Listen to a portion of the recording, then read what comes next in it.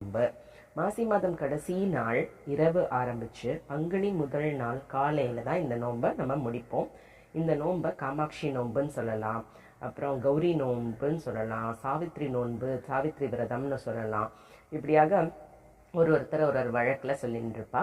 சுமங்கலி பெண்கள் தன்னோட கணவர் ஆயுள் நல்ல விருத்தி அடையணும், விருத்திக்காக தான் மெயினாக இந்த காரடையான் நோன்பு அனுஷ்டிக்க வேண்டிய இந்த ஒரு நோன்பு கணவனோட விருத்திக்காக, நல்ல ஆயுள் விருத்திக்காக தான் சுமங்கலி பெண்கள்லாம் இந்த நோன்பை நோற்பார்கள்.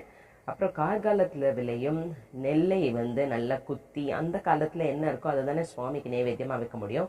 ஸோ கார்காலம் அப்படிங்கிறது அந்த கரெக்டாக அந்த மழைக்காலங்கள் முடிஞ்சு பனிக்காலங்கள் நடந்துட்டு இருக்கிற சமயத்தில் நெல்லாம் நிறையா வந்திருக்கும் இல்லையா, அந்த நெல்லை குத்தி பச்சரிசி மாவோட இனிப்பு கலந்து அந்த அடை தயாரிப்பா.